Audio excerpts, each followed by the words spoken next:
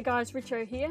Just going to go through how to do a rubric. So what you need to do is, I've actually got one that I've already done. So once you've started to create your assignment, you've got your title, your learning goal, success criteria, and any videos or any attachments that you wanted to put in are all there. What you need to do on the right hand side of your screen there, you will see if it's for all students, sometimes teachers like to differentiate, so they might only let it go to certain students, so that's there. Then you've got your point selection, when the due date is, and then your topic. So you can make it so that it's more around the topics that you're covering over your assignments. For example, I have HBTV, which is my multimedia section, and part of the mind mapping is the digital diary, but also covers mind mapping, etc. And then I go into my coding unit, so for that topic it's code.org, and I can search that in 2 years time and still have that and just update it. It saves me doing a lot of hard work behind the scenes. Okay, then the rubric, which is actually what we're talking about. So in here, normally you would have like a create a new rubric, or you can import a rubric from a spreadsheet or anything like that you're using. So if you're doing a rubric, you can create, so you click on there. I've got mine already done. For my assignment, what it was is one of the key criteria is Google Apps being able to use it. So I've done a really basic one for Google Apps, mainly just using Google Apps, so being able to access it, and through code.org, for example, when they're logging into code.org, they're being able to use their username and password with their Google accounts. So I would put high, fluent, and medium needs a little bit of help, they might ask me. And low is at when they're like need help with every step. And then you've got no attempt made at all, which is 0 points. Okay, then the next section, this will depend on sort of what your criteria for marking. This is only mine, logging into Google Apps using their username and password to complete the assignment. So that's actually logging on and using code.org for that. Again, this is the start of a topic, so just being able to use those skills, use their own knowledge of what they know, and transfer those skills over to code.org, which is a different platform that they haven't used in, well, not last year, the year before, so since then. So yeah, just being able to transfer those skills. Anyway, then there's the next section, which is coding, and coding goes into a little bit more depth, and I've added a little bit more points because it's a little bit more heavy. Really what I was looking for is the top parts of using Google Apps, transferring skills, and code.org, but then I've got the coding section, which is completing a very basic course, which gives me an idea. It's normally about a level below their level. So for example, if it's grade 5s, I'll give them a grade 4 course, see how they go. It's sort of rejigging their memory from the years before to see if they can follow the instructions and get an understanding. So they would have completed the course, all 7 activities with no errors. Medium would be how to go at all activities, and some that may have used 2 or many blocks. So they've done how to go at all of it, and generally it'll come up with a little, you know, like not a full green circle. It comes up with like a little faded green circle, which tells me that they've either used too many blocks or they've got a few errors in there that need fixing. And then low means that they did start it, but it's incomplete. There's you know, in the course there'll be 7 activities that they've got to complete in courses, and they may have used too many blocks, or they're still completing, they're in progress, etc. And not marked means that which is 0 points, means that they haven't attempted it there. So that's pretty much how the rubric works for me. You obviously will have yours adapted to your assignments. Now, if I go to this edit part, this actually shows you how to put it in.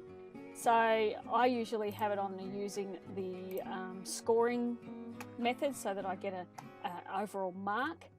Now, normally you would just add your the points there, so you can actually, and you can also delete that level as well. So it gives you an idea of how to do that. Generally you would start with nothing. So if I delete here,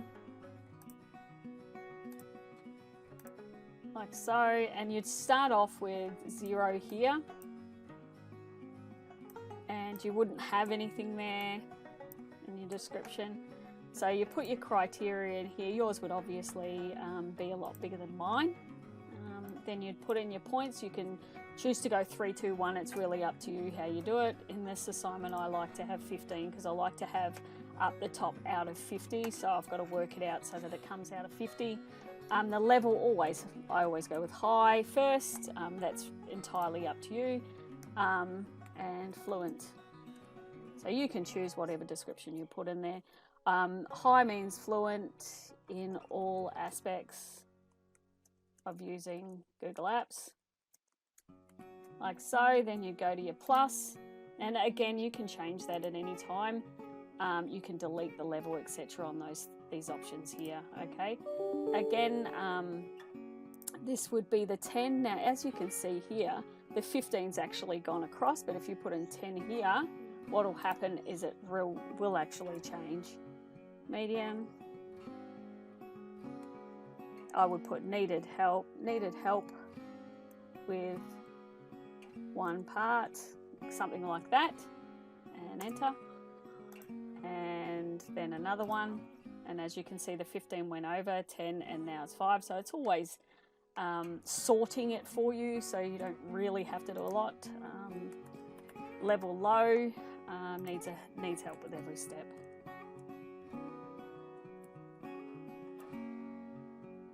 Okay, just like that. So, and then I always put in a 0, not attempted, like so.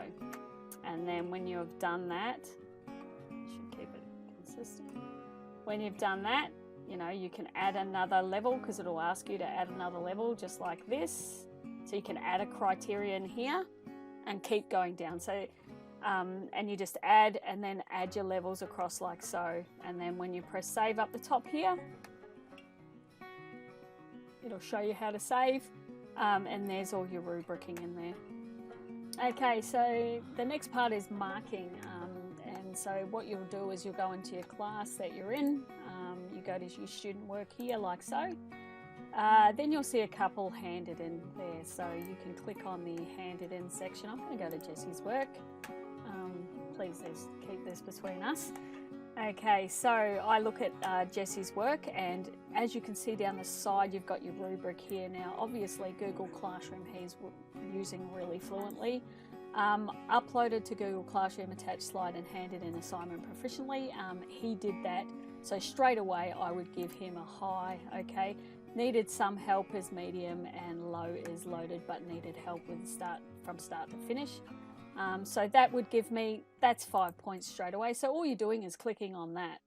Okay, the next section is content. So you'll get used to doing this. So all slides demonstrated are followed above and beyond the sequence of slides provided in the example. Slides demonstrated clear creativity and originality. So for the content, he again did really well with his content. I read through all of his, exactly what the expectation was, and he got a high there. Then we came to the script. Again, he did really well, no spelling errors, etc. Grammar was all great. So again, precise use of sentences, formation, grammar, punctuation, etc. So I gave him a high on that. Images, now what he's done there is actually no images in here apart from the examples that I gave them. So he loses a few marks on there, but I'm not too concerned because I know that Jessie can actually import them. But again, because it's an assignment, very basic and missing a lot, so I put him in that category there. Cyber safety, Jessie online, part of the success criteria was actually abiding by the practicing the right HPPS values and expectations while using technology. Jessie's really good with that, especially in my eyes, so I've given him a high, and that's pretty much what I was assessing for this assignment. So obviously in my feedback to Jessie, I would add in as please, great assignment. There you go. And then you would send that message back, post it, and return that assignment to him. Return. He's got 80. Because it's done before the due date, generally if they want to you know, up level what they've done, they can, as long as it's done before the due date, and that's the mark he'll go. Because I know that Jesse can add import some images in there, so I'm pretty happy, and I think he'll do probably get, you know, 100% if he adds those little images. Anyway, thanks for listening. I hope that shows you how you can mark assignments a lot quicker and how to use a rubric. All right, see ya.